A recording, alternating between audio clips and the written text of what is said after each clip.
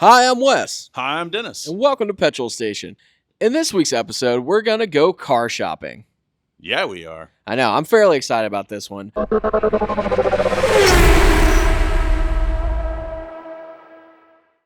Why are we going car shopping, Dennis? Well, because Ford Focus ST sucks ass. it does not suck either.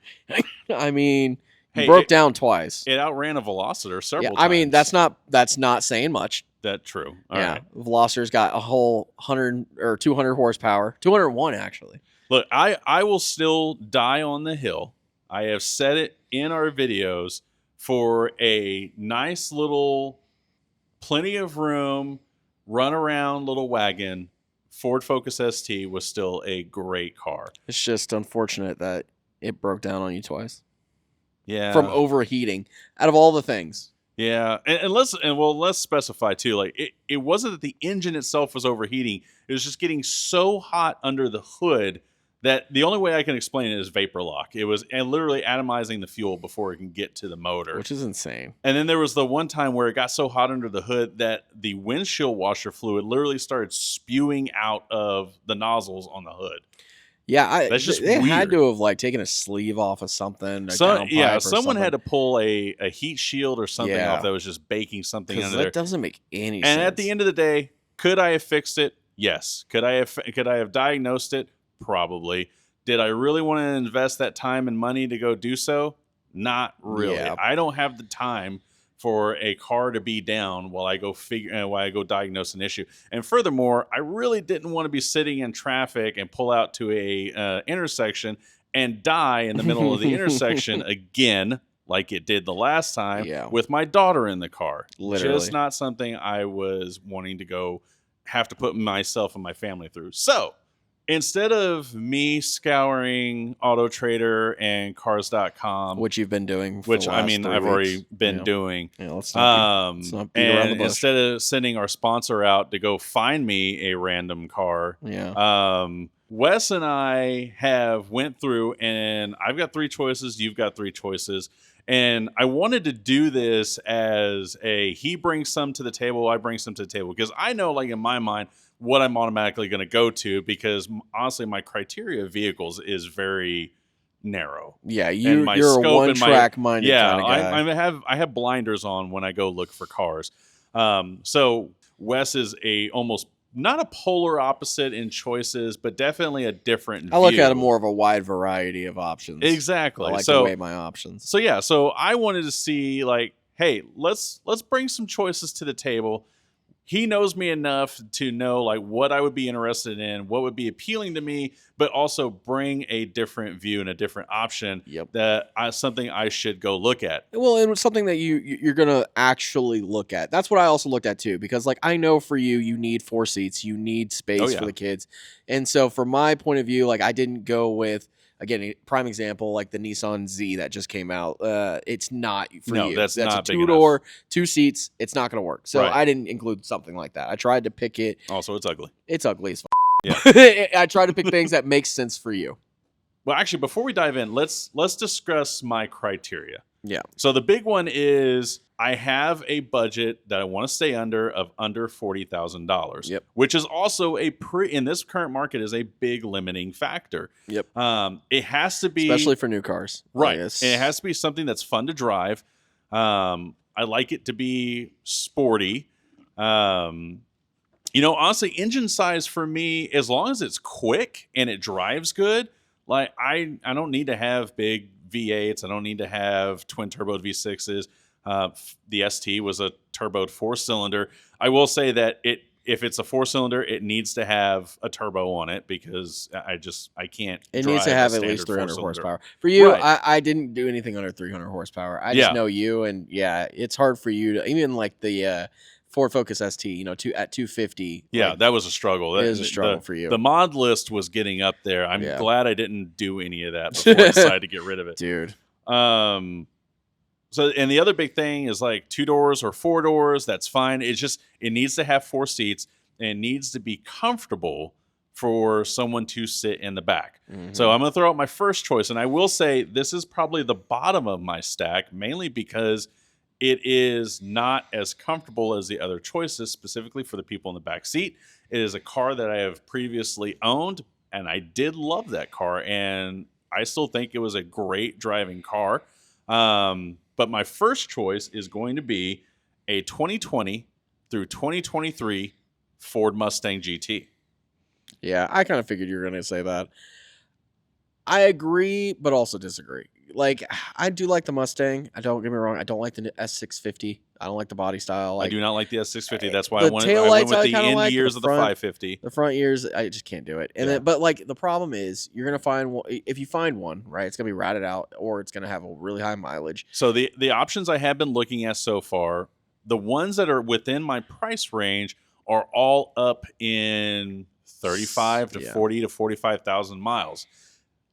That's probably a little bit higher than something I want to look at this time. I would like to stick around the 20 to 25,000 mile range, just because this is, my job is, I have to go back to work every day, and I'm driving into the office every day. So I need something that I can put miles on reliably, and maybe be upper in, or be newer as well, but still be used, and maybe even have a factory warranty still. All of the Mustangs that I haven't found are either out of the mileage for the warranties, they're too old for the warranties, or if they meet my criteria, they're over my budget. And the ones that, like I said, I have seen under my budget are all 38, 40, 45,000 miles. They are entry-level model GTs. And the one thing I do remember from my 2020 is the screen on the entry-level models. Like, and I know this is nitpicky, but seriously, on the entry-level Mustang, the screen on the stereo, you don't get Apple CarPlay, which I've gotten used to. That is a creature comfort that I like to have. But also, it's the same screen that they use for the backup camera. And when you're trying to back up a decently sized two-door sports car like that, having that tiny little screen is a hindrance. And, look, I'm older. I've grown. I've had cars, tons of cars now with backup cameras. Heck, I put a backup camera on my 2002 Suburban when I had that thing. I've gotten used to having a backup camera and really good quality backup camera. So, like, having that tiny little screen trying to use that it's just annoying. So annoying. It was annoying when I had my 17. It was. You had the same thing. Yeah, and the little box that you can barely see out of it was useless. And it's a tiny screen, and it's far away from your viewing. It's not like a tiny screen and it's closer. Like the Focus had a tiny screen, but it was way closer to your face. Yeah, where the Mustangs are stretched way back. Yep. Yeah, and again, we go back to what you were looking for. The back seats of those things, they have back seats. They are not great. They're not great. They're not the worst, though. I will say the Camaro did not make my list. Yeah. And that is the main reason, which I like the Camaros. I love the way they look. I've driven a few of them. I cannot see out of the windows. They're just, they're hard to drive because of the viewing angles. But also, the back seat is almost non-existent. It's back there for insurance purposes only. Yep.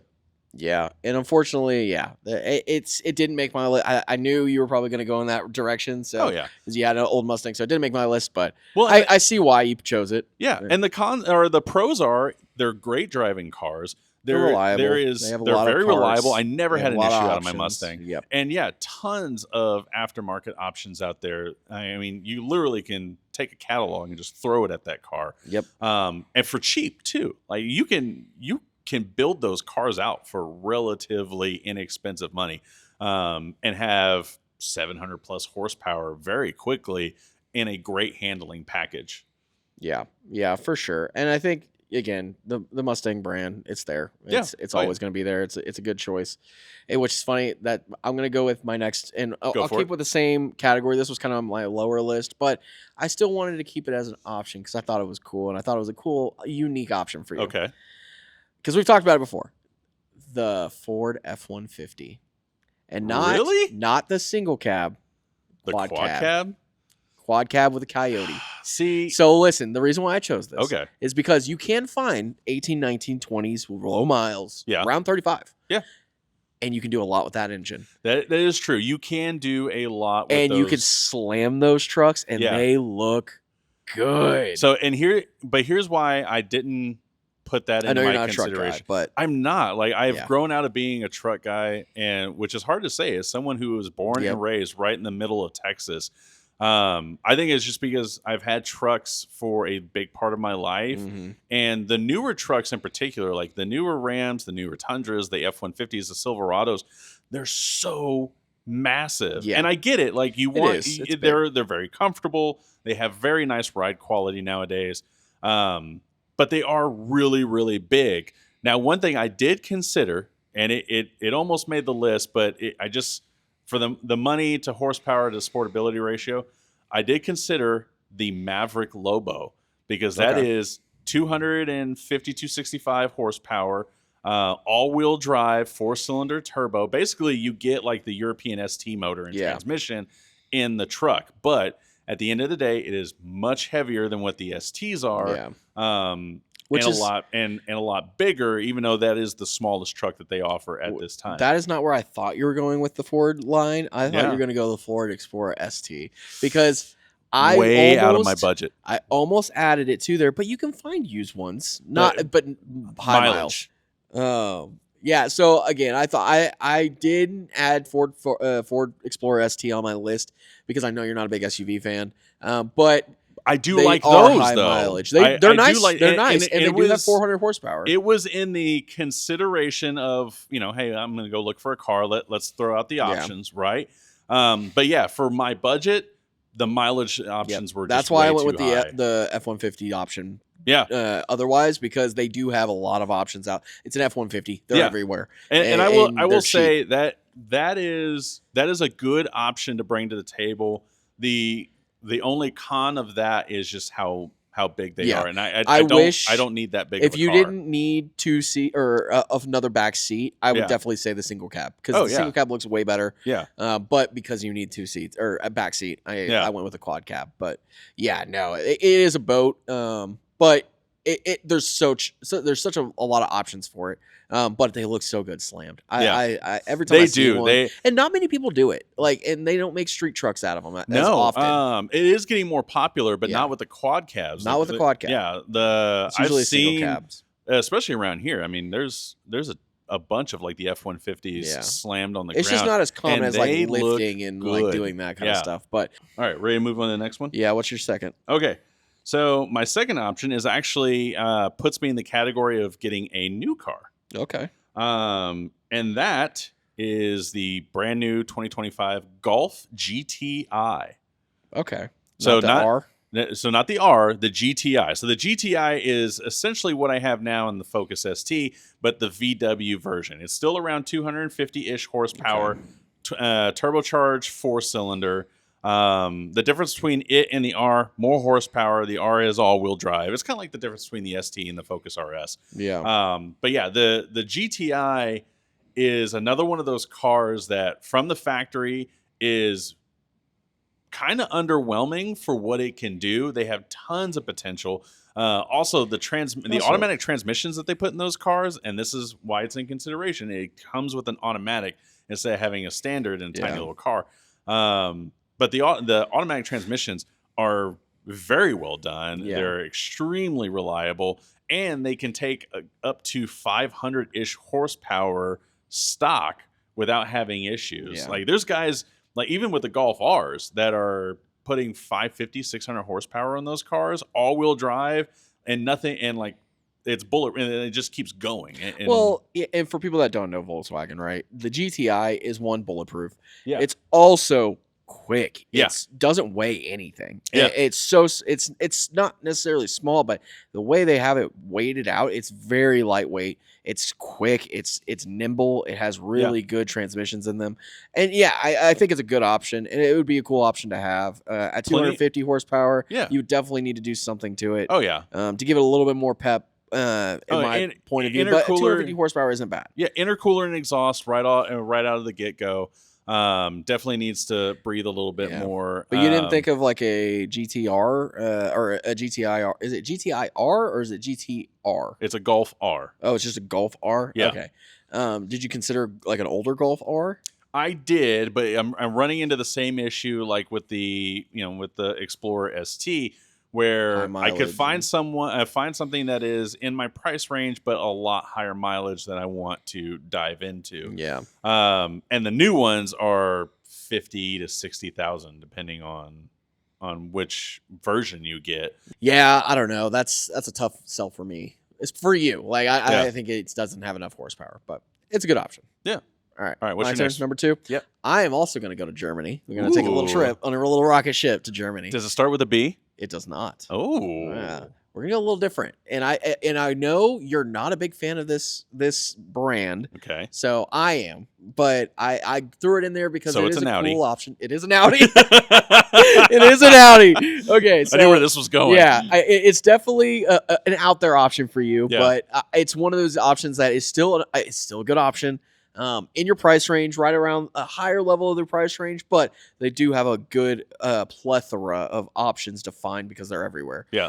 So I'm going to go with around the 2018 to 2020 Audi RS5. Okay. So 4 doors. Yeah. Got 4 seats. Sedan. Perfect because you need 4. You don't have 3 kids. You have 2. So it has the middle cutout, so there's not a third seat, but you don't need one. But it is a sedan, and it comes with V6 twin turbo, 440 horsepower. Okay, and a sedan, and you can find them because they're popular. They're everywhere. Around 20 to 40K mileage, around 41, 38, that range. Okay, so higher above your budget, but still an option for something that you could get into that you don't have to do anything to. Yeah. It's already at 440 horsepower, all-wheel drive. See, it is a quick car, and it's reliable. It's an Audi. Like, it doesn't have a lot of options or a lot of problems.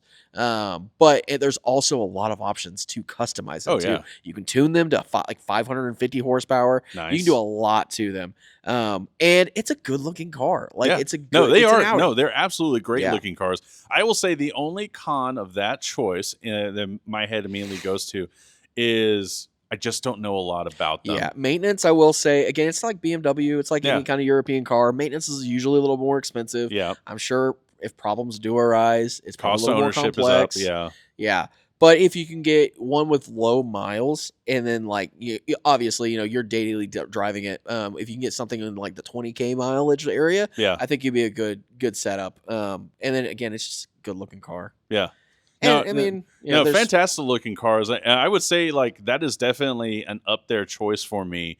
I don't know a lot about Audis, so that is the only scary part to me. Is I still like to tinker on my stuff. I like to do my own maintenance.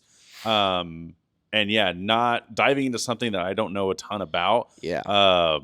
Like honestly, I don't like doing oil changes on my wife's Honda Odyssey because I don't know anything a ton about Hondas.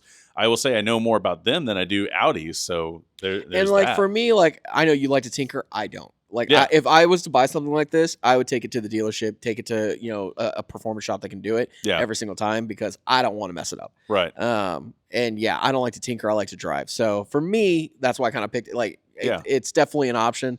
But you don't know a lot about it. Again, it's European, but cool option. Yeah, no, I like it. Actually, I don't even need to pick up my phone for my third one. So the third option is a Dodge Charger RT, not a Scat Pack. RT, not a Scat Pack, not a Scat Pack. And here's the reason why. And this is why it's falling to my bottom choice. So the pros are 4 doors, tons of room. Tons of room in those cars. They're boats. They are boats, but they're also extremely comfortable. I've driven a couple of these things, and they're very comfortable. And just look, if you've watched last week's video, let's just clarify and make sure I am not talking about the new EV Charger. No, we're not talking about. We're talking about the 23 and lower Dodge Charger with 4 doors that still looks really good. It is a very good looking car. We've both agreed on that several times. That's a great looking car. It is a great looking car. And if you get the RT, you get like the Hellcat styling and the vents and the cool vented hood and everything. What you don't get, and this is a con for me, is the 392. You get the 5.7, the 37. I think it's the 345, 375 horsepower. Could you not find a Scat Pack in that price? I could. but you're talking about 65, 70, 80,000 miles. Ugh. And that's not something that I want to, I don't want to go dive into that high mileage on a car that I'm going to be driving every single day. Yeah, I get that. And so yeah, you get the smaller V8 for the RT package that I'm looking at. Mm-hmm. You do not get the Scat package, which that includes better suspension, better brakes. But it's also not the base model. So you do get some upgrades. You get the better styling. Some of them I saw had a couple of interior upgrades. The one thing I will say about Dodge and those particular generations, everything came with CarPlay. That's a big thing for me. Like I want to have CarPlay. I've gotten used to it. I love it. So all of those cars came with CarPlay. Yeah. And the screens are massive. So when you put on the back and when you go to back up, the backup camera is huge. Yeah, but the one gripe I have about that model and like the older Dodge stuff, because Dad's is the same way. Our dad has a Scat Pack. What is it, 2020? No, he got the final year, so it was a 2023 Challenger. Even the 2023, dude. The quality in those backup cameras, the backup cameras are horrible, and which is really weird because the Charger and the Challenger, I think, share the same backup camera, and the quality is just shit poor. It's terrible. And at 2023, you can't even see out of it. But like, if you go drive like a Pacifica or the Durango, you look at my 2019 so much better. Hyundai Veloster, and it's better. But I'm talking about like other things that Chrysler owns, where the backup camera quality is so much better. Yeah, no, it is. It's astronomical. Shout out to the guys who are about to jump in the comment section and be like, stop relying on the camera. I don't give a shit. Let me hear it, because I shouldn't have. If I'm going to pay $40,000, I better get a backup camera that I can see out of. Yeah, that backup camera better be nice. Yeah, simple as that. But no, I do like the Charger. It's always going to have a soft spot in my heart. The wide body kits on those things looks God, so good. That car looks so good. At a V8, regular RT, I don't care. It still looks good. Yeah. It sucks, but I would rather have the 392. I would much rather have a 392. If you can find one low miles, that'd be sweet. Yeah. But yeah, you'd be looking probably like what, 45, 50 almost. And then the Hellcats are like in the 55. Charger with decent miles, I've been seeing 45 to 50, which is just, could I get it? Yes. Do I want to spend that much money? Not really. No. And spending that much money on interior, the Dodge interior is just so basic. There's nothing to it. Like, it works. Don't get me wrong. It looks. I will say it's comfy though. They are extremely comfortable. They're comfortable cars, but there's not much to them. They're just very basic. It's Dodge. It's basic. Yeah. That's I will say Dodge, especially like the older those years, that particular generation of both the Chargers, the Challengers, the Durangos, the trucks, Dodge was the interior bland, yes. Yeah. But you got a lot of cool creature comforts that you would pay way extra in a car that has a really, really nice interior. And I say bland, it's not bad looking. No. It's not like, I'm trying to think of something. But it is kind of generic. I'd say the Mustang even. It's like plasticky. The Mustang is very generic and gross looking if you get the base model. Again, comparable. Let's compare the base models. Right. Mustang base model is ugly. Yeah. In those years. If you look at the Charger and Challenger, they all look the same and they're basic, but they don't look bad. They have good colors. They have good carbon fiber parts. They're plastic, but they have carbon fiber like patterns on them. They look decent. And it's designed well. Like, it's designed almost like a cockpit. Right. I feel like the new Chargers have it kind of like facing in on you, which feels good. And I think, driving, Dads, it's definitely... It feels good, it feels more like higher end than a Mustang would. Right. Base model. Yeah. All right, so that's my 3.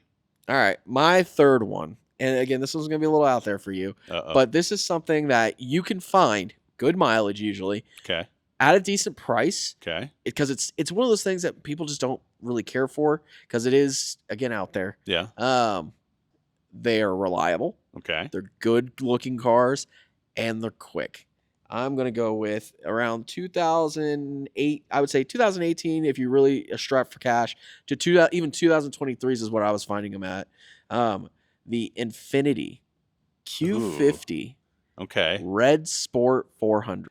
400 horsepower. Okay. In a 4-door sedan. Price range 2023, 2024.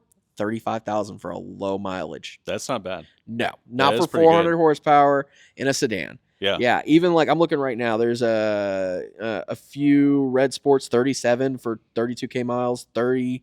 Let's see, another. And you can also get, if you don't want to get the Red Sport because they are usually more expensive, you can get the 3.0 or 3.0T, which is I think it's got 350 horsepower in the same body. So again, there's a lot of options in that chassis in that line that you can do. If you want to get the Red Sport 400, yes, that's the highest level. Yeah.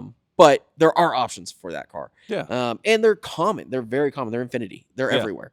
And they look good, dude. And Infiniti just looks clean. Yeah. And they're reliable. From what I've heard, again, I've never owned an Infiniti, but everyone that I've heard that has owned an Infiniti has always said they're very reliable, very good cars. Like they're maybe not the quickest out of everyone, but like they still look good. They're reliable. They have really good interiors. That's another thing. Like I'm a big interior person now that I've gotten older. Like I want to look at something that looks good. And that's the reason why I kind of stay away from Dodge and stay away from Ford, is because their interiors look like they're basic. They're basic. Yeah. And like Infiniti, they take they go the extra step. They make it feel more luxurious. Mercedes, Audi, same thing. Like it may be a little less horsepower, but they look better. So no, I think the Infiniti is a good option. Is definitely not something I would have thought of. So it's out there for you. That's the whole point of this exercise. Is I wanted you to bring different options for me to go look at. I tried to stay in like more modern stuff because like there were some options I had of like, oh, maybe I'll throw it retro and like give you an option. But I wanted to still stick with the theme: reliability, family car, but also good horsepower. Yeah, looks good doing it and drives down the street and reliable and newer. So all right, so I think this is a healthy list. Obviously, I have a lot to consider and go look at now. I want to say, like, out of your list, definitely thanks for bringing up the Audi, because that is out of my blinders, so it's not something I would have considered, and now I definitely need to go look at that. If you were patient and had time to kind of take some time and look for one, I bet you could find a decent one, decent miles in a good configuration. You immediately lost me on the first part. Yeah, being patient. I'm aware of you and your impulses. If I could and I had the money, I'd probably not have my Hyundai Veloster right now. True. Yeah. I'm just as impulsive as you are, so I get it.